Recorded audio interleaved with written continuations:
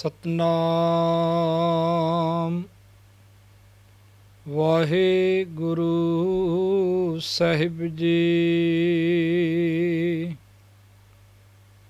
ਇੱਕ ਓੰਕਾਰ ਸਤਨਾਮ ਕਰਤਾ ਪੁਰਖ ਨਿਰਭਉ ਨਿਰਵੈਰ ਆਕਾਲ ਮੂਰਤ ਅਜੂਨੀ ਸੈਭੰ ਗੁਰ ਪ੍ਰਸਾਦ। ਜਪ ਆਦ ਸੱਚ ਜੁਗਾਦ ਸੱਚ ਹੈ ਭੀ ਸੱਚ ਨਾਨਕ ਹੋਸੀ ਭੀ ਸੱਚ। ਜਿਉਂ ਬੁਲਾਵੇ ਤਿਉਂ ਬੋਲੇ ਸੁਆਮੀ ਕੁਦਰਤ ਕਵਨ ਹਮਾਰੀ। ਸਾਧ ਸੰਗ ਨਾਨਕ ਜਸ ਗਾਇਓ ਜੋ ਪ੍ਰਭ ਕੀ ਅਤ ਪਿਆਰੀ।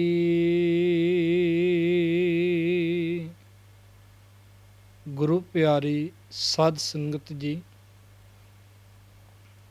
ਅੱਜ ਹਾੜ੍ਹ ਦਾ ਮਹੀਨਾ ਪ੍ਰਵੇਸ਼ ਕੀਤਾ ਹੈ, ਜਿਸ ਨੂੰ ਗੁਰਬਾਣੀ ਦੇ ਵਿੱਚ ਜਿਸ ਮਹੀਨੇ ਦਾ ਨਾਮ ਆਸਾੜ ਲਿਖਿਆ ਹੈ। ਸੋ ਆਓ ਪਹਿਲਾਂ ਆਪਾਂ ਧੰਨ ਸ੍ਰੀ ਗੁਰੂ ਗ੍ਰੰਥ ਸਾਹਿਬ ਜੀ ਮਹਾਰਾਜ ਸੱਚੇ ਪਾਤਸ਼ਾਹ ਜੀ ਦੇ ਦਰਸ਼ਨ ਦੀਦਾਰੇ ਕਰੀਏ। ਦਰਸ਼ਨ ਦੇਖ ਜੀਵਾਂ ਗੁਰ ਤੇਰਾ ਪੂਰਨ ਕਰਮ ਹੋਏ ਪ੍ਰਭ ਮੇਰਾ। ਧਨ ਸੋ ਵੇਲਾ ਜਿਤ ਦਰਸ਼ਨ ਕਰਨਾ ਹੋਂ ਬਲਿਹਾਰੀ ਸਤਿਗੁਰ ਸਰਣ। ਵੀ ਗੁਰੂ ਸਾਹਿਬ ਜੀ ਤੂੰ ਬਲਿਹਾਰ ਜਾਈਏ, ਗੁਰੂ ਸਾਹਿਬ ਜੀ ਤੂੰ ਸਦਕੇ ਜਾਈਏ, ਕੁਰਬਾਨ ਜਾਈਏ। ਧੰਨ ਸ੍ਰੀ ਗੁਰੂ ਗ੍ਰੰਥ ਸਾਹਿਬ ਜੀ ਨੂੰ ਆਪਣਾ ਸੀਸ ਝੁਕਾਓ ਜੀ, ਬੜੇ ਅਦਬ ਦੇ ਨਾਲ, ਬੜੀ ਸ਼ਰਧਾ ਦੇ ਨਾਲ, ਬੜੀ ਭਾਵਨਾ ਦੇ ਨਾਲ, ਤੇ ਗੁਰੂ ਸਾਹਿਬ ਜੀ ਨੂੰ ਫਤਿਹ ਬੁਲਾ ਕੇ ਹਾੜ੍ਹ ਦੇ ਮਹੀਨੇ ਦਾ ਪਾਠ ਅਤੇ ਇਸ ਦੀ ਵਿਚਾਰ ਇਹ ਸਤਿਗੁਰੂ ਜੀ ਦੀ ਬਖਸ਼ਿਸ਼ ਦੇ ਨਾਲ ਆਪਾਂ ਨੇ ਕਰਨੀ ਹੈ। ਸਾਰੇ ਫਤਿਹ ਬੁਲਾਓ ਜੀ। ਵਾਹਿਗੁਰੂ ਜੀ ਕਾ ਖਾਲਸਾ, ਵਾਹਿਗੁਰੂ ਜੀ ਕੀ ਫਤਿਹ। ਆਸਾੜ ਤਪੰਦਾ ਤਿਸ ਲੱਗੈ ਹਰ ਨਾਹੋ ਨਾ ਜਿੰਨਾ ਪਾਸ। ਜਗ ਜੀਵਨ ਪੁਰਖ ਤਿਆਗ ਕੈ ਮਾਨਸ ਸੰਧੀ ਆਸ। ਆਸਾੜ ਤਪੰਦਾ ਤਿਸ ਲੱਗੈ ਹਰ ਨਾਹੋ ਨਾ ਜਿੰਨਾ ਪਾਸ। ਜਗ ਜੀਵਨ ਪੁਰਖ ਤਿਆਗ ਕੈ ਮਾਨਸ ਸੰਧੀ ਆਸ। ਦੋਏ ਭਾਏ ਵਿਗੁਚੀਐ ਗਲ ਪਈ ਸੋ ਜਮ ਕੀ ਫਾਸ। ਜੇਹਾ ਬੀਜੈ ਸੋ ਲੁਣੈ ਮੱਥੈ ਜੋ ਲਿਖਿਆਸ। ਰੈਨ ਬਿਹਾਨੀ ਪਛਤਾਨੀ ਉੱਠ ਚੱਲੀ ਗਈ ਨਿਰਾਸ।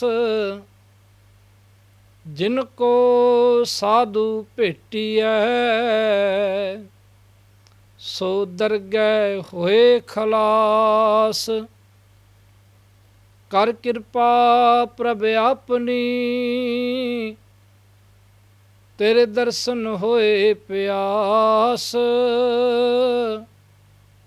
ਪ੍ਰਭ ਤੁਧ ਬਿਨ ਦੂਜਾ ਕੋ ਨਹੀਂ ਨਾਨਕ ਕੀ ਅਰਦਾਸ।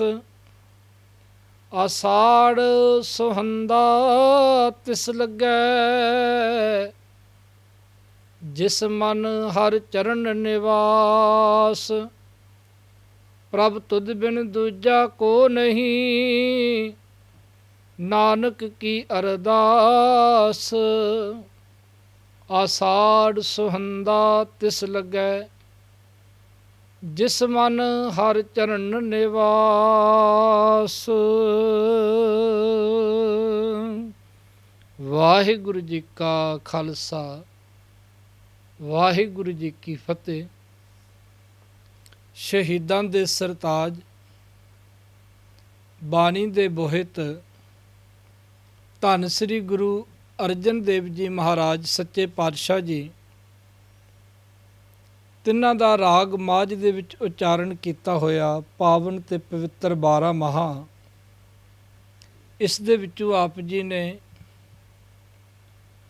ਹਾੜ ਦੇ ਮਹੀਨੇ ਦਾ ਪਾਠ ਸਰਵਣ ਕੀਤਾ ਹੈ ਤੇ ਇਹ 12 ਮਾਹ ਦੇ ਵਿੱਚੋਂ 5ਵਾਂ ਸ਼ਬਦ ਹੈ ਸਤਿਗੁਰੂ ਸੱਚੇ ਪਾਤਸ਼ਾਹ ਜੀ ਦਾ।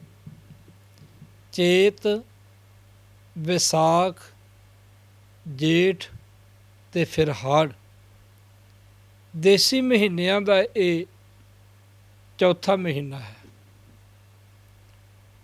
ਧੰਨ ਸ੍ਰੀ ਗੁਰੂ ਗ੍ਰੰਥ ਸਾਹਿਬ ਜੀ ਮਹਾਰਾਜ ਦੇ ਵਿੱਚ 2 12 ਮਾਹ ਇਹ ਦਰਜ ਹਨ। ਇੱਕ 12 ਮਾਹ ਹੈ ਰਾਗ ਮਾਝ ਦੇ ਵਿੱਚ ਉਚਾਰਨ ਕੀਤਾ ਹੋਇਆ। 12 ਮਾਹ ਇੰਜ ਕਹਿ ਲਈਏ 12 ਮਹੀਨੇ ਧੰਨ ਗੁਰੂ ਅਰਜਨ ਦੇਵ ਜੀ ਮਹਾਰਾਜ ਨੇ ਉਚਾਰਨ ਕੀਤੇ ਨੇ 12 ਮਾਹ, ਜੋ ਕਿ ਧੰਨ ਸ੍ਰੀ ਗੁਰੂ ਗ੍ਰੰਥ ਸਾਹਿਬ ਜੀ ਮਹਾਰਾਜ ਦੇ ਅੰਗ 133 ਤੋਂ ਲੈ ਕੇ ਅੰਗ 136 ਤੱਕ ਹੈ। ਤੇ ਦੂਸਰਾ 12 ਮਾਹ ਰਾਗ ਤੁਖਾਰੀ ਦੇ ਵਿੱਚ ਹੈ। ਰਾਗ ਤੁਖਾਰੀ ਵਾਲਾ 12 ਮਾਹ ਧੰਨ ਗੁਰੂ ਨਾਨਕ ਸਾਹਿਬ ਜੀ ਮਹਾਰਾਜ ਨੇ ਉਚਾਰਨ ਕੀਤਾ ਹੈ। ਜਦੋਂ ਰਾਗ ਮਾਰੂ ਖਤਮ ਹੁੰਦਾ ਹੈ, ਗੁਰੂ ਗ੍ਰੰਥ ਸਾਹਿਬ ਜੀ ਮਹਾਰਾਜ ਦੇ ਅੰਗ 1107 ਤੋਂ, ਤੇ ਫਿਰ ਸਾਧ ਸੰਗਤ ਜੀ ਇਹ 12 ਮਾਹ ਜਿਹੜਾ ਹੈ ਰਾਗ ਮਾਰੂ ਦੇ ਖਤਮ ਹੁੰਦਿਆਂ ਹੀ ਆਰੰਭ ਹੋ ਜਾਂਦਾ ਹੈ। 1107 ਅੰਗ ਤੋਂ 12 ਮਾਹ ਤੁਖਾਰੀ ਵਾਲਾ। ਵੈਸੇ ਸਿੱਖ ਜਗਤ ਦੇ ਅੰਦਰ 3 12 ਮਾਹ ਹਨ। ਗੁਰੂ ਗ੍ਰੰਥ ਸਾਹਿਬ ਜੀ ਮਹਾਰਾਜ ਵਿੱਚ 2 12 ਮਾਹ ਨੇ ਤੇ ਇੱਕ 12 ਮਾਹ ਉਚਾਰਨ ਕੀਤਾ ਹੈ ਕਲਗੀਧਰ ਪਾਤਸ਼ਾਹ ਸਾਹਿਬ ਕਮਾਲ ਧੰਨ ਸ੍ਰੀ ਗੁਰੂ ਗੋਬਿੰਦ ਸਿੰਘ ਜੀ ਮਹਾਰਾਜ ਜੀ ਨੇ। ਗੁਰੂ ਗ੍ਰੰਥ ਸਾਹਿਬ ਜੀ ਮਹਾਰਾਜ ਦੇ ਵਿੱਚ ਵੀ ਕੁਝ ਬਾਣੀਆਂ ਐਸੀਆਂ ਨੇ ਜਿਵੇਂ 7 ਵਾਰ ਹਨ, ਹਫ਼ਤੇ ਦੇ 7 ਵਾਰ ਨੇ,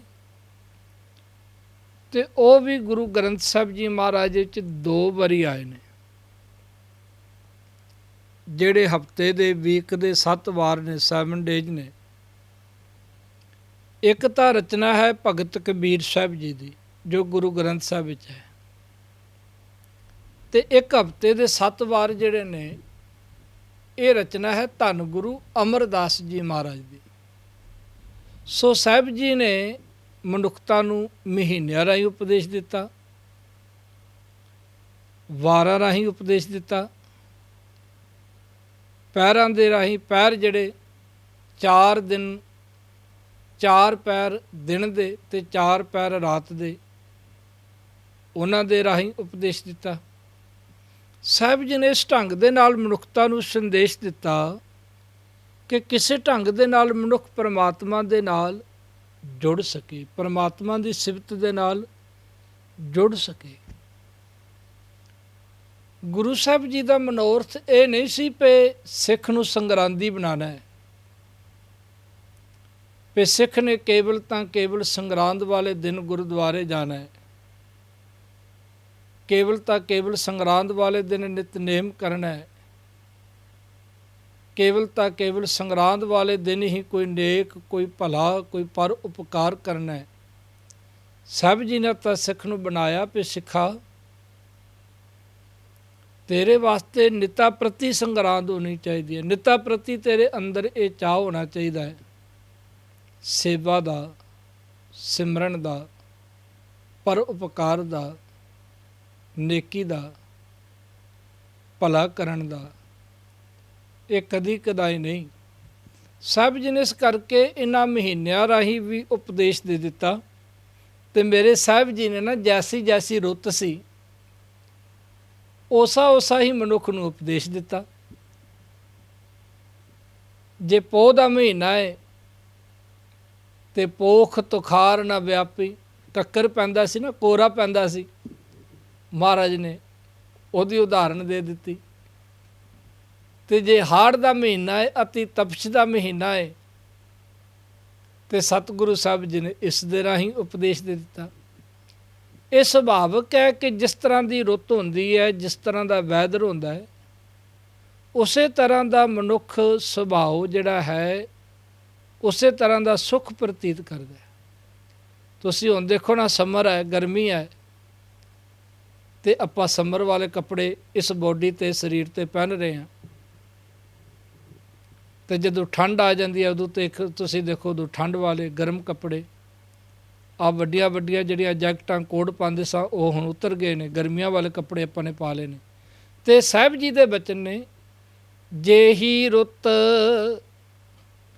ਕਾਇਆ ਸੁਖ ਤੇਹਾ, ਤੇਹੋ ਜੇਹੀ ਦੇਹੀ। ਸਾਹਿਬ ਜੀ ਕਹਿੰਦੇ ਨੇ ਜਿਸ ਤਰ੍ਹਾਂ ਦੀ ਰੁੱਤ ਹੋਵੇ ਨਾ, ਉਸੇ ਤਰ੍ਹਾਂ ਦਾ ਸਰੀਰ ਅਨੁਭਵ ਕਰਦਾ ਹੈ। ਜਿਸ ਤਰ੍ਹਾਂ ਕਿ ਤੁਸੀਂ ਦੇਖੋ, ਗਰਮੀ ਦੀ ਰੁੱਤ ਦੇ ਵਿੱਚ ਤੁਸੀਂ ਆਮ ਪਾਣੀ ਦੇ ਨਾਲ ਨਹਾ ਲਵੋਗੇ, ਇਸ਼ਨਾਨ ਕਰ ਲਵੋਗੇ, ਪਰ ਸਰਦੀ ਦੀ ਰੁੱਤ ਦੇ ਵਿੱਚ ਤੁਹਾਨੂੰ ਗਰਮ ਪਾਣੀ ਦੀ ਲੋੜ ਹੈ, ਕਿਉਂਕਿ ਤੁਹਾਡੀ ਬੋਡੀ ਡਿਮਾਂਡ ਕਰ ਰਹੀ ਹੈ ਵੀ ਜਿਸ ਤਰ੍ਹਾਂ ਦਾ ਵੈਦਰ ਹੈ ਉਸ ਤਰ੍ਹਾਂ ਦਾ। ਤੇ ਮੇਰੇ ਸਾਹਿਬ ਜੀ ਨੇ ਇਸ ਤਰ੍ਹਾਂ ਉਪਦੇਸ਼ ਦਿੱਤਾ ਮਨੁੱਖਤਾ ਨੂੰ।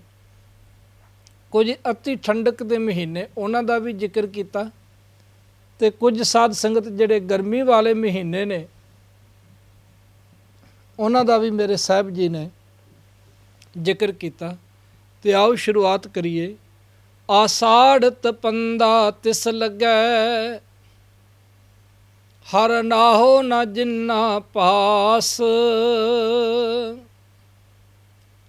ਆਸਾੜ ਦਾ ਮਹੀਨਾ ਤੁਸੀਂ ਦੇਖਿਆ, ਜੇਠ ਤੋਂ ਬਾਅਦ ਵਿੱਚ ਜਦੋਂ ਹਾੜ ਦਾ ਮਹੀਨਾ ਆਉਂਦਾ ਹੈ ਤੇ ਇਹਦੇ ਵਿੱਚ ਬੜੀ ਤਪਸ਼ ਪੈਂਦੀ ਹੈ। ਸੂਰਜ ਦੀਆਂ ਕਿਰਨਾਂ ਧਰਤੀ 'ਤੇ ਪੈਂਦੀਆਂ ਨੇ, ਅੱਤ ਦੀ ਤਪਸ਼।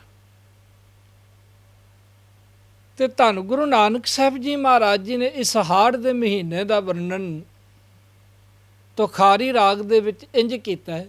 ਗੁਰੂ ਨਾਨਕ ਸਾਹਿਬ ਜੀ ਮਹਾਰਾਜ ਸੱਚੇ ਪਾਤਸ਼ਾਹ ਜੀ ਫਰਮਾਨ ਕਰਦੇ ਨੇ, ਆਸਾੜ ਪਲਾ ਸੂਰਜ ਗਗਨ ਤਪੈ। ਕਹਿੰਦੇ ਨੇ ਕਿ ਜਦੋਂ ਹਾੜ ਦਾ ਮਹੀਨਾ ਬੜੇ ਜੋਬਨ 'ਤੇ ਹੁੰਦਾ ਹੈ, ਸੂਰਜ ਗਗਨ ਤਪੈ, ਤੇ ਆਕਾਸ਼ ਦੇ ਵਿੱਚ ਸੂਰਜ ਤਪਦਾ। ਕਦੀ ਉਹ ਸਮਾਂ ਹੁੰਦਾ ਜਦੋਂ ਸਿਆਲ ਦੇ ਵਿੱਚ, ਸਰਦੀ ਦੇ ਵਿੱਚ ਸੂਰਜ ਦੇ ਦਿਖਾਈ ਦੇਣਾ ਤੇ ਮਨੁੱਖ ਸੁੱਖ ਅਨੁਭਵ ਕਰਦਾ, ਉਸ ਦਾ ਨਿੱਘ, ਉਸ ਦਾ ਸੇਕ ਚਾਹੁੰਦਾ। ਪਰ ਉਸੇ ਹਾੜ ਦੇ ਮਹੀਨੇ ਦੇ ਵਿੱਚ ਜਦੋਂ ਸੂਰਜ ਦਿਖਾਈ ਦਿੰਦਾ, ਸੂਰਜ ਤਪਦਾ ਆਕਾਸ਼ ਦੇ ਵਿੱਚ, ਤਾਂ ਮੇਰੇ ਸਾਹਿਬ ਜੀ ਕਹਿੰਦੇ ਨੇ ਕੀ ਹੁੰਦਾ, ਧਰਤੀ ਦੁਖ ਸਹੈ, ਸੋਖੈ ਅਗਨ ਪਖੈ। ਮੇਰੇ ਧੰਨ ਗੁਰੂ ਨਾਨਕ ਸਾਹਿਬ ਜੀ ਮਹਾਰਾਜ ਸੱਚੇ ਪਾਤਸ਼ਾਹ ਜੀ ਕਹਿੰਦੇ ਨੇ ਕਿ ਕੇਵਲ ਮਨੁੱਖਤਾ ਨੇ ਨਹੀਂ, ਕੇਵਲ ਜੀਵ ਜੰਤੂ ਨੇ ਨਹੀਂ, ਜਿਉਂ-ਜਿਉਂ ਸੂਰਜ ਦੀ ਧਰਤੀ 'ਤੇ ਨਮੀ ਪੈਂਦੀ ਹੈ ਤੇ ਧਰਤੀ ਵੀ ਦੁੱਖ ਸਹਾਰਦੀ ਹੈ। ਹੁਣ ਕੋਈ ਆਮ ਮਨੁੱਖ ਗੱਲ ਇਹ ਕਵੇ ਨਾ ਤੇ ਅਸੀਂ ਬਰਦਾਸ਼ਤ ਨਹੀਂ ਕਰਨੀ ਪਈ, ਧਰਤੀ ਵੀ ਦੁੱਖ ਸਹਾਰਦੀ ਹੈ। ਮਹਾਰਾਜ ਕਹਿੰਦੇ ਨੇ ਧਰਤੀ ਦੁੱਖ ਸਹੈ, ਸੋਖੈ ਅਗਨ ਪਖੈ। ਤੇ ਧਰਤੀ 'ਤੇ ਜੀਅ ਜੰਤ ਜਿਹੜੇ ਨੇ ਔਖੇ ਹੁੰਦੇ ਨੇ। ਧਰਤੀ ਜਿਹੜੀ ਹੈ ਅੱਗ ਵਾਂਗ ਭਖਦੀ ਹੈ। ਅੱਗੇ ਮੇਰੇ ਸਾਹਿਬ ਜੀ ਫਰਮਾਨ ਕਰਦੇ ਨੇ, ਅਗਨ ਰਸ ਸੋਖੈ। ਕੀ ਹੋਇਆ, ਜਦੋਂ ਇਹ ਸੂਰਜ ਦੀ ਤਪਸ਼ ਪਈ ਤੇ ਜਿਹੜਾ ਪਾਣੀ ਆਦਿਕ ਸੀ, ਛੱਪੜ ਆਦਿਕ ਸਨ, ਝੀਲਾਂ ਆਦਿਕ ਸਨ, ਉਹ ਇਸ ਦੇ ਸੇਕ ਦੇ ਨਾਲ ਸੁੱਕ ਗਈਆਂ। ਮਨੁੱਖ ਵਿਆਕੁਲ ਹੋ ਗਿਆ ਪਾਣੀ ਤੋਂ। ਤੇ ਇਵੇਂ ਮੇਰੇ ਸਾਹਿਬ ਜੀ ਬਖਸ਼ਿਸ਼ ਕਰ ਰਹੇ ਨੇ, ਆਸਾੜ ਤਪੰਦਾ ਤਿਸ ਲੱਗੈ, ਹਰ ਨਾਹੋ ਨਾ ਜਿੰਨਾ ਪਾਸ। ਬੜਾ ਤਪਸ਼ ਵਾਲਾ ਮਹੀਨਾ ਜੀ, ਬੜਾ ਤਪਦਾਇਕ ਮਹੀਨਾ ਹੈ। ਤੇ ਮੈਂ ਕਥਾ ਸੁਣ ਰਿਹਾ ਸਾਂ, ਸਿੱਖ ਜਗਤ ਦੇ ਬੜੇ ਮਹਾਨ ਵਿਦਵਾਨ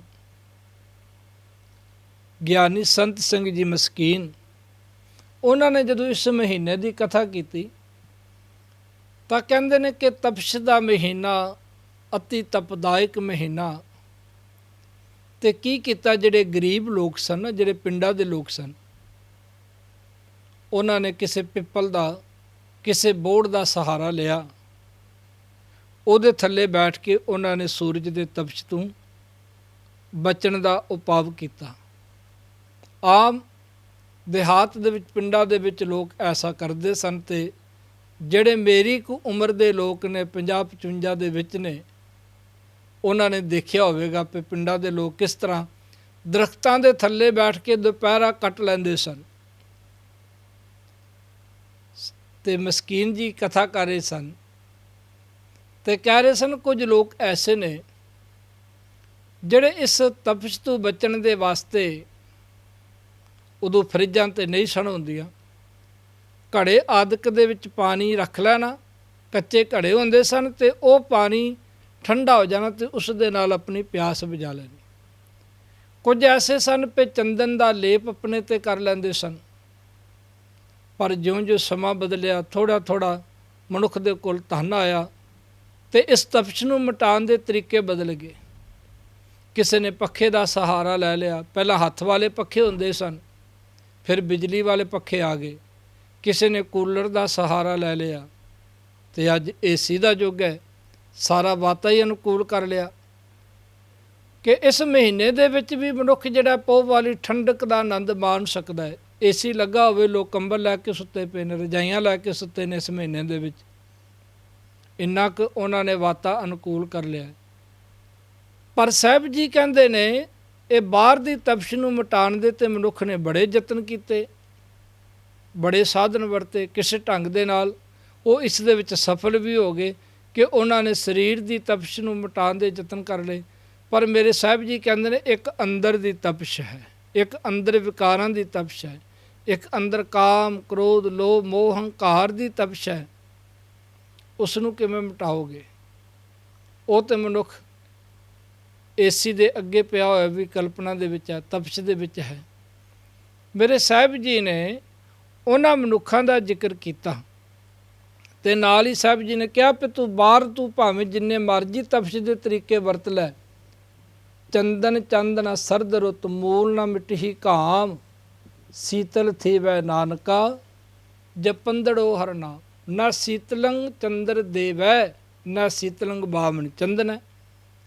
ਕੋਈ ਕਿਸ ਤਰ੍ਹਾਂ ਦੇ ਢੰਗ ਵਰਤਦਾ ਸੀ, ਕੋਈ ਕਿਸ ਤਰ੍ਹਾਂ ਦੇ ਢੰਗ। ਆਸਾੜ ਤਪੰਦਾ ਤਿਸ ਲੱਗੈ, ਕਿਹਨਾਂ ਨੂੰ ਇਹ ਮਹੀਨਾ, ਹਾੜ ਦਾ ਮਹੀਨਾ, ਤਪਸ਼ ਵਾਲਾ ਲੱਗਦਾ ਹੈ ਜੀ। ਹਰ ਨਾਹੋ ਨਾ ਜਿੰਨਾ ਪਾਸ, ਜਿਨ੍ਹਾਂ ਦੇ ਕੋਲ ਨਾ ਜੀ, ਜਿਨ੍ਹਾਂ ਨੂੰ ਨਾਹੋ ਕਹਿੰਦੇ ਨੇ ਮਾਲਕ, ਜਿਨ੍ਹਾਂ ਨੂੰ ਮਾਲਕ ਦੀ ਪ੍ਰਾਪਤੀ ਨਹੀਂ ਹੋਈ, ਜਿਹੜੇ ਵਾਹਿਗੁਰੂ ਦੇ ਨਾਲ ਟੁੱਟੇ ਹੋਏ ਨੇ, ਉਹਨਾਂ ਵਾਸਤੇ। ਤੇ ਜਿਹੜੇ ਵਾਹਿਗੁਰੂ ਦੇ ਨਾਲ ਜੁੜੇ ਹੋਏ ਨੇ, ਆਪਾਂ ਸ਼ਹੀਦਾਂ ਦੇ ਸਰਤਾਜ ਧੰਨ ਗੁਰੂ ਅਰਜਨ ਦੇਵ ਜੀ ਮਹਾਰਾਜ ਜੀ ਦਾ ਸ਼ਹੀਦੀ ਦਿਹਾੜਾ, ਆਪ ਜੀ ਨੇ ਜੁੜੇ ਸਨ ਨਾ ਮਾਲਕ ਦੇ ਨਾਲ। ਬਾਹਰ ਦੀ ਤਪਸ਼ ਸਤਾ ਸਕੀ ਗੁਰੂ ਅਰਜਨ ਦੇਵ ਜੀ ਨੂੰ। ਤੱਤੀ ਤਵੀ ਤੇ ਬੈਠ ਕੇ ਵੀ ਮੇਰੇ ਮਾਲਕ ਧੰਨ ਗੁਰੂ ਅਰਜਨ ਦੇਵ ਜੀ ਮਹਾਰਾਜ ਕਹਿ ਰਹੇ ਨੇ, ਦੁੱਖ ਨਾਹੀ ਸਭ ਸੁਖ ਹੀ ਹੈ ਰੇ, ਹਾਰ ਨਹੀਂ ਸਭ ਜਿੱਤੈ। ਕਹਿੰਦੇ ਨੇ ਦੁੱਖ ਹੈ ਹੀ ਨਹੀਂ, ਸੁੱਖ ਹੀ ਸੁੱਖ ਹਨ। ਸੋ ਇਹ ਤਾਂ ਉਹਨਾਂ ਵਾਸਤੇ ਜਿਹੜੇ ਪਰਮਾਤਮਾ ਦੇ ਨਾਲ ਟੁੱਟੇ ਹੋਏ ਨੇ ਤੇ ਜਿਹੜੇ ਪਰਮਾਤਮਾ ਦੇ ਨਾਲ ਜੁੜੇ ਹੋਏ ਨੇ, ਭਾਵੇਂ ਉਹਨਾਂ ਕੋਲ ਏਸੀ ਨਹੀਂ, ਕੂਲਰ ਨਹੀਂ, ਉਹ ਮਾਲਕ ਵਾਹਿਗੁਰੂ ਦਾ ਸ਼ੁਕਰ ਕਰਕੇ ਤੇ ਆਪਣਾ ਜੀਵਨ ਬਤੀਤ ਕਰ ਰਹੇ ਨੇ। ਜਗ ਜੀਵਨ ਪੁਰਖ ਤਿਆਗ ਕੈ, ਮਾਨਸ ਸੰਧੀ ਆਸ। ਜਿਨ੍ਹਾਂ ਨੇ ਜਗਤ ਨੂੰ ਜੀਵਨ ਦੇਣ ਵਾਲਾ ਉਹ ਅਕਾਲ ਪੁਰਖ, ਉਹ ਵਾਹਿਗੁਰੂ ਜਿਹੜਾ ਸਰਵ ਵਿਆਪਕ ਹੈ, ਉਸ ਮਾਲਕ ਨੂੰ ਤੇ ਵਿਸਾਰ ਦਿੱਤਾ। ਮਨਮੁਖ ਹੋਏ ਬੰਦੇ ਦਾ ਬੰਦਾ, ਤੇ ਮਾਨਸ ਸੰਧੀ ਆਸ ਮਨੁੱਖਾਂ ਦੇ ਉੱਪਰ ਉਹਨਾਂ ਨੇ ਆਸ ਰੱਖ ਲਈ। ਕਈ ਵਾਰੀ ਨਾ ਜੀ ਇੱਕ ਬੜੇ ਵਿਦਵਾਨ ਸੱਜਣ, ਸਿੱਖ ਜਗਤ ਦੇ ਬੜੇ ਵਿਦਵਾਨ ਸੱਜਣ ਕਹਿੰਦੇ ਨੇ ਕਈਆਂ ਨੂੰ ਆਸ ਹੁੰਦੀ ਹੈ, ਭਰਾ ਭਾਵੇਂ ਨਾ ਵੀ ਬੋਲਦਾ ਹੋਵੇ ਨਾ, ਭਰਾ ਦੇ ਕੋਲ ਕੋਈ ਰੁਤਬਾ ਹੋਵੇ ਤੇ ਮਨੁੱਖ ਨੂੰ ਇਸ ਗੱਲ ਦੀ ਆਸ ਹੁੰਦੀ ਹੈ ਕਿ ਮੇਰਾ ਭਰਾ ਹੈ, ਕਿਸੇ ਟਾਈਮ ਦੁੱਖ ਦੇ ਵੇਲੇ ਮੇਰਾ ਸਹਾਰਾ ਬਣੇਗਾ, ਮੇਰਾ ਆਸਰਾ ਬਣੇਗਾ, ਮੇਰੀ ਮਦਦ ਕਰੇਗਾ। ਕਿਸੇ ਨੂੰ ਕਹਿੰਦੇ ਨੇ ਆਪਣੇ ਪੁੱਤਰ 'ਤੇ ਆਸ ਹੁੰਦੀ ਹੈ ਵੀ ਮੇਰੇ ਪੁੱਤਰ ਦੇ ਕੋਲ ਬਹੁਤ ਵੱਡਾ ਰੁਤਬਾ ਹੈ, ਅਹੁਦਾ ਹੈ। ਅਤੇ ਕਿਸੇ ਨੂੰ ਆਪਣੇ ਕੁੜਮ 'ਤੇ ਆਸ ਹੁੰਦੀ ਹੈ ਵੀ ਮੇਰੀ ਕੁੜਮ ਦੀ ਬੜੀ ਚੱਲਦੀ ਹੈ, ਉਸ ਦਾ ਬੜਾ ਨਾਮ ਹੈ। ਅਤੇ ਮੇਰੇ ਸਾਹਿਬ ਜੀ ਨੇ ਵੱਖ ਵੱਖ ਕਿਹਾ ਵੀ ਵੱਖ ਵੱਖ ਧੜੇ ਕੀਤੇ ਨੇ। ਕਿਸੇ ਨੇ ਕੁੜਮ ਦੇ ਨਾਲ ਕੀਤਾ ਹੈ, ਕਿਸੇ ਨੇ ਜਵਾਈ ਦੇ ਨਾਲ ਕੀਤਾ ਹੈ ਵੀ ਮੇਰਾ ਜਵਾਈ ਜਿਹੜਾ ਉਹ ਮੇਰੀ ਮਦਦ ਕਰੇਗਾ। ਇਹ ਗੁਰਬਾਣੀ ਦੇ ਬਚਨ ਨੇ। ਅਤੇ ਮੇਰੇ ਸਾਹਿਬ ਜੀ ਕਹਿੰਦੇ ਨੇ ਜਿਨ੍ਹਾਂ ਨੇ ਮਨੁੱਖਾਂ 'ਤੇ ਆਸ ਰੱਖ ਲਈ, ਪਰ ਸਾਹਿਬ ਜੀ ਬਚਨ ਕਰਦੇ ਨੇ ਮਾਨੋ ਕੀ ਟੇਕ ਬਿਰਥੀ ਸਭ ਜਾਨ, ਦੇਵਨ ਕੋ ਏਕੈ ਭਗਵਾਨ। ਅੱਗੇ ਸਾਹਿਬ ਜੀ ਬਚਨ ਕਰਦੇ ਨੇ ਦੋਏ ਭਾਏ ਵਿਗੁਚੀਐ, ਗੱਲ ਪਈ ਸੋ ਜਮ ਕੀ ਫਾਸ। ਬਹੁਤੇ ਮਨੁੱਖ ਜਿਹੜੇ ਨੇ ਨਾ ਦੂਜੇ ਭਾਅ ਦੇ ਵਿੱਚ, ਦੂਜੇ ਪ੍ਰੇਮ ਦੇ ਵਿੱਚ ਪਰਮਾਤਮਾ ਨੂੰ ਛੱਡ ਕੇ ਤੇ ਇਸ ਤਰ੍ਹਾਂ ਖੁਆਰ ਹੁੰਦੇ ਨੇ। ਕਦੇ ਕਿਧਰੇ ਚਲੇ ਗਏ, ਕਿਧਰੇ ਹਰੀ ਚਾਦਰ ਕਿਤੇ ਚੜ੍ਹਾ ਦਿੱਤੀ, ਕਿਤੇ ਲਾਲ ਚੁੰਨੀ ਕਿਤੇ ਚੜ੍ਹਾਤੀ, ਕਦੀ ਕਿਤੇ ਮੱਥਾ ਟੇਕ ਲਿਆ, ਕਦੀ ਕਿਤੇ ਮੱਥਾ ਟੇਕ ਲਿਆ। ਅਤੇ ਮੇਰੇ ਸਾਹਿਬ ਜੀ ਕਹਿੰਦੇ ਨੇ ਫਿਰ ਹੁੰਦਾ ਕੀ ਹੈ, ਉਹਨਾਂ ਦੇ ਗਲਾਂ ਦੇ ਵਿੱਚ ਜਮਾਂ ਦੀ ਫਾਹੀ ਪੈਂਦੀ ਹੈ। ਐਸੇ ਮਨੁੱਖ ਜਿਹੜੇ ਨਾ ਜੰਮ ਵੀ ਕਹਿੰਦੇ ਨੇ ਵੀ ਕਿਸੇ ਇੱਕ ਦਾ ਨਹੀਂ ਹੋ ਸਕਿਆ, ਇਹ ਭਟਕਦਾ ਹੀ ਰਿਹਾ, ਫੜ ਲਓ ਇਹਨੂੰ। ਜੇਹਾ ਬੀਜੈ ਸੋ ਲੁਣੈ, ਮੱਥੈ ਜੋ ਲਿਖਿਆਸ। ਸਾਹਿਬ ਜੀ ਨੇ ਇਹ ਫੈਸਲਾ ਦਿੱਤਾ ਹੈ ਕਿ ਮਨੁੱਖ ਜਿਸ ਤਰ੍ਹਾਂ ਦਾ ਤੂੰ ਬੀਜ ਬੀਜੇਗਾ ਨਾ ਜੀ, ਉਸੇ ਤਰ੍ਹਾਂ ਦਾ ਤੈਨੂੰ ਫਲ ਪ੍ਰਾਪਤ ਹੋਵੇਗਾ, ਉਸ ਤਰ੍ਹਾਂ ਦਾ ਤੈਨੂੰ ਫਲ ਮਿਲੇਗਾ। ਬਾਬਾ ਫਰੀਦ ਜੀ ਨੇ ਦੇਖਿਆ ਕਿ ਕਿਸੇ ਨੇ ਆਪਣੇ ਘਰ ਦੇ ਵਿੱਚ ਕਿੱਕਰ ਬੀਜੇ, ਕਿੱਕਰ ਦਾ ਬੀਜ ਬੀਜ ਦਿੱਤਾ, ਕਿੱਕਰ ਵੱਡਾ ਹੋਇਆ ਅਤੇ ਉਹ ਟੋਕਰੇ ਭਰ ਭਰ ਕੇ ਸਾਰਾ ਪਰਿਵਾਰ ਬੈਠ ਗਿਆ। ਅਤੇ ਬਾਬਾ ਫਰੀਦ ਜੀ ਕਹਿਣ ਲੱਗੇ ਵੀ ਆਹ ਟੋਕਰੇ ਕਿਸ ਵਾਸਤੇ, ਕਾਸ ਵਾਸਤੇ? ਅਤੇ ਕਹਿਣ ਲੱਗੇ ਜੀ ਇਹਨੂੰ ਫਲ ਲੱਗੇਗਾ, ਬਿਜੋਰ ਦੇਸ਼ ਦੀਆਂ ਦਾਖਾਂ ਲੱਗਣਗੀਆਂ ਇਹਨਾਂ। ਅਤੇ ਬਾਬਾ ਫਰੀਦ ਜੀ ਕਹਿਣ ਲੱਗੇ ਜੇ ਕਿੱਕਰ ਬੀਜਣ ਤੈਨੂੰ ਤਾਂ ਕੰਡੇ ਹੀ ਲੱਗਣਗੇ, ਬਿਜੋਰ ਦੇਸ਼ ਦੀਆਂ ਦਾਸਾਂ ਨਹੀਂ। ਫਰੀਦਾ ਲੋੜੈ ਦਾਖ ਬਿਜੋਰੀਆਂ, ਕਿੱਕਰ ਬੀਜੈ ਜੱਟ, ਹੰਡੈ ਉੰਦ ਕਟਾਏਂਦਾ, ਪੈਂਦਾ ਲੋੜੈ ਪੱਟ। ਅਤੇ ਜੇ ਸਾਰੀ ਜ਼ਿੰਦਗੀ ਕੋਈ ਓਨੀ ਕੱਤਦੀ ਰਹੀ ਹੈ ਤਾਂ ਰੇਸ਼ਮ ਦੀ ਪ੍ਰਾਪਤੀ ਕਿੱਥੋਂ ਹੋ ਜਾਏਗੀ? ਅੰਮ੍ਰਿਤ ਲੈ ਲੈ ਨੀਮ ਸਿੰਚਾਈ। ਇਵੇਂ ਹੀ ਜੇ ਕਿਸੇ ਨੇ ਘਰ ਦੇ ਵਿੱਚ ਨਿੰਮ ਦਾ ਰੁੱਖ ਲਾਇਆ ਨਾ ਜੀ, ਅਤੇ ਨਿੰਮ ਦੇ ਬਿਰਖ ਨੂੰ ਭਾਵੇਂ ਤੁਸੀਂ ਰੋਜ਼ ਖੰਡ ਪਾਈ ਜਾਵੋ, ਰੋਜ਼ ਉਹਦੇ ਵਿੱਚ ਮਿਸ਼ਰੀ ਘੋਲ ਘੋਲ ਕੇ ਪਾਈ ਜਾਵੋ, ਉਹਦਾ ਸੁਭਾਅ ਨਹੀਂ ਬਦਲੀ ਹੋਣਾ, ਉਹਨੂੰ ਅੰਮ੍ਰਿਤ ਨਹੀਂ ਲੱਗਣਾ। ਇਸੇ ਤਰ੍ਹਾਂ ਉਹ ਮਨੁੱਖ ਨੇ ਜਿਨ੍ਹਾਂ 'ਤੇ ਸਾਧ ਸੰਗਤ ਜੀ, ਸਤ ਸੰਗਤ ਦਾ ਵੀ ਅਸਰ ਕੋਈ ਨਹੀਂ ਹੁੰਦਾ, ਨਿਤਨੇਮ ਦਾ ਵੀ ਕੋਈ ਅਸਰ ਨਹੀਂ। ਮੇਰੇ ਸਾਹਿਬ ਜੀ ਕਹਿੰਦੇ ਨੇ ਉਹ ਵੀ ਸਾਰੀ ਜ਼ਿੰਦਗੀ ਫਿਰ ਵਿਸ ਹੀ, ਜ਼ਹਿਰ ਹੀ ਇਕੱਠਾ ਕਰਦੇ ਰਹਿੰਦੇ ਨੇ। ਅਤੇ ਸਾਹਿਬ ਜੀ ਨੇ ਅੱਗੇ ਫੈਸਲਾ ਦਿੱਤਾ ਰਹਿਨ ਵਿਹਾਨੀ ਪਛਤਾਨੀ, ਉੱਠ ਚਲੀ ਗਈ ਨਿਰਾਸ। ਉਹਨਾਂ ਦੀ ਇਹ ਰਾਤ ਰੂਪੀ ਜੀਵਨ ਦੀ ਜਿਹੜੀ ਰਾਤ ਸੀ ਨਾ ਜੀ, ਇਹ ਚਲੀ ਗਈ, ਵਹਾ ਦਿੱਤੀ ਪਛਤਾਨੀ, ਪਛਤਾਵਿਆਂ ਦੇ ਵਿੱਚ। ਉੱਠ ਚਲੀ ਗਈ ਨਿਰਾਸ਼। ਅਤੇ ਉਹ ਜਿਹੜੀ ਜੀਵ ਰੂਪੀ ਇਸਤਰੀ ਹੈ ਉਹ ਭਾਵ ਕਿ ਨਿਰਾਸ਼ ਹੀ ਇਸ ਸੰਸਾਰ ਤੋਂ ਚਲੇ ਜਾਂਦੀ ਹੈ। ਜਿਨ ਕੋ ਸਾਧੂ ਭੇਟੀਐ, ਸੋ ਦਰਗਹਿ ਹੋਏ ਖਲਾਸ। ਪਰ ਜਿਨ੍ਹਾਂ ਨੂੰ ਸਾਧੂ ਗੁਰੂ ਦੀ ਸੰਗਤ ਪ੍ਰਾਪਤ ਹੋ ਗਈ, ਜਿਹੜੇ ਸਤ ਸੰਗਤ ਦੇ ਵਿੱਚ ਚਲੇ ਗਏ, ਉਹਨਾਂ ਦਾ ਸਤਿਗੁਰੂ ਜੀ ਕਹਿੰਦੇ ਨੇ ਸੋ ਦਰਗਹਿ ਹੋਏ ਖਲਾਸ। ਉਹ ਦਰਗਾਹ ਦੇ ਵਿੱਚ ਖਲਾਸੀ ਪਾਉਂਦੇ ਨੇ, ਭਾਵ ਕਿ ਉਹਨਾਂ ਨੂੰ ਮੁਕਤੀ ਮਿਲ ਜਾਂਦੀ ਹੈ, ਉਹਨਾਂ ਨੂੰ ਥਾਂ ਮਿਲਦੀ ਹੈ ਪਰਮਾਤਮਾ ਦੀ ਦਰਗਾਹ ਦੇ ਵਿੱਚ। ਕਰ ਕਿਰਪਾ ਪ੍ਰਭ ਆਪਣੀ, ਤੇਰੇ ਦਰਸ਼ਨ ਹੋਏ ਪਿਆਸ। हे ਪ੍ਰਭੂ ਜੀ, हे ਵਾਹਿਗੁਰੂ ਜੀ, ਕਰ ਕਿਰਪਾ ਪ੍ਰਭ ਆਪਣੀ।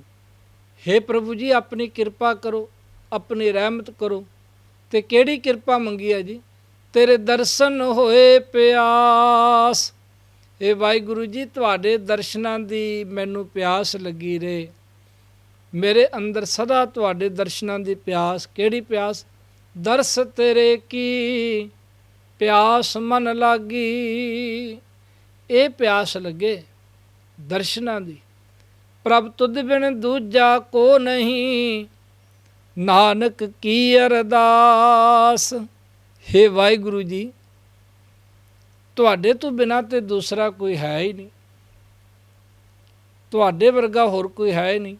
ਹਰ ਜਿਹਾ ਅਵਰ ਨਾ ਦਿਸਈ, ਕੋਈ ਦੂਜਾ ਲਵੈ ਨਾ ਲਾਏ। ਤੇ ਅਖੀਰਲੀ ਪੰਕਤੀ ਹੈ ਜੀ, ਬੜੇ ਪਿਆਰ ਦੇ ਨਾਲ ਸਰਵਣ ਕਰੋ। ਆਸਾੜ ਸੁਹੰਦਾ ਤਿਸ ਲੱਗੈ, ਜਿਸ ਮਨ ਹਰ ਚਰਨ ਨਿਵਾਸ। ਹਾੜ ਦਾ ਮਹੀਨਾ ਕਿਹਨਾਂ ਵਾਸਤੇ ਸੁਖਦਾਇਕ ਹੈ? ਕਿਹਨਾਂ ਨੂੰ ਸੋਹਣਾ ਲੱਗਦਾ ਹੈ? ਕਿਹਨਾਂ ਵਾਸਤੇ ਸੁਹੇਲਾ ਹੈ? ਸਾਹਿਬ ਜੀ ਬਖਸ਼ਿਸ਼ ਕਰਦੇ ਨੇ, ਜਿਸ ਮਨ, ਜਿਹਦੇ ਮਨ ਦੇ ਵਿੱਚ ਹਰ ਚਰਨ ਨਿਵਾਸ, ਪ੍ਰਭੂ ਪਰਮਾਤਮਾ ਜੀ ਦੇ ਸੋਹਣੇ ਚਰਨ ਵਸ ਗਏ ਨੇ। ਪ੍ਰਭੂ ਪਰਮਾਤਮਾ ਦੇ ਸੋਹਣੇ ਚਰਨਾਂ ਦਾ ਵਾਸਾ ਜਿਨ੍ਹਾਂ ਦੇ ਮਨ ਦੇ ਵਿੱਚ ਹੈ ਜੀ, ਉਹਨਾਂ ਵਾਸਤੇ ਇਹ ਮਹੀਨਾ ਬੜਾ ਸੁਖਦਾਇਕ ਹੈ, ਸੁਹੰਦਾ ਹੈ। ਸੋ ਗੁਰੂ ਕਿਰਪਾ ਕਰੇ ਸਾਡੇ ਅੰਦਰ ਵੀ ਦਰਸ ਤੇਰੇ ਕੀ ਪਿਆਸ ਮਨ ਲਾਗੀ। ਹਰ ਦਰਸ਼ਨ ਕੋ ਮੇਰਾ ਮਨ ਬੋ ਤਪਤੈ, ਜਿਉ ਤ੍ਰਿਖਾ ਬੰਤ ਬਿਨ ਨੀਰ। ਇਸ ਤਰ੍ਹਾਂ ਦਾ ਸਾਡਾ ਵੀ ਜੀਵਨ ਬਣ ਸਕੇ, ਅਰਦਾਸ ਕਰੀਏ। ਅੱਜ ਹਾੜ ਦਾ ਮਹੀਨਾ ਗੁਰੂ ਦੀ ਬਖਸ਼ਿਸ਼ ਦੇ ਨਾਲ ਪ੍ਰਵੇਸ਼ ਕੀਤਾ ਤੇ ਅਰਦਾਸ ਕਰੀਏ, ਜਗਤ ਜਲੰਦਾ ਰੱਖ ਲੈ, ਆਪਣੀ ਕਿਰਪਾ ਤਹਾਰ, ਜਿਤ ਦੁਆਰੈ ਉਬਰੈ, ਤਿਤੈ ਲਿਹੋ ਉਬਾਰ। ਮਹਾਰਾਜ ਪੇ ਸਰਦੇ ਬਲਦੇ ਸੰਸਾਰ ਦੇ ਸਿਰ ਤੇ ਮਿਹਰ ਭਰਿਆ ਬਖਸ਼ਿਸ਼ ਭਰਿਆ ਹੱਥ ਰੱਖੋ। ਸੰਸਾਰ ਦਾ ਦੁੱਖ ਦੂਰ ਕਰਕੇ ਸੱਚੇ ਪਾਤਸ਼ਾਹ ਜੀ ਸੁੱਖਾਂ ਦੀ ਦਾਤ ਸਾਡੀ ਝੋਲੀ ਵਿੱਚ ਪਾਓ। ਸੋ ਇਹ ਅਸੀਂ ਅਕਾਲ ਚੈਨਲ ਵੱਲੋਂ ਸਾਰੀਆਂ ਸੰਗਤਾਂ ਵਾਸਤੇ, ਸਾਰੇ ਸੰਸਾਰ ਵਾਸਤੇ ਅਰਦਾਸ ਕਰਦੇ ਹਾਂ। ਹੋਈਆਂ ਬੇਨਤ ਭੁੱਲਾਂ ਦੀ ਖਿਮਾ ਕਰ ਦੇਣੀ ਜੀ। ਆਓ ਪਿਆਰ ਵਿੱਚ ਆ ਕੇ ਫਤਿਹ ਬੁਲਾਈਏ। ਵਾਹਿਗੁਰੂ ਜੀ ਕਾ ਖਾਲਸਾ, ਵਾਹਿਗੁਰੂ ਜੀ ਕੀ ਫਤਿਹ। ਬੋਲੇ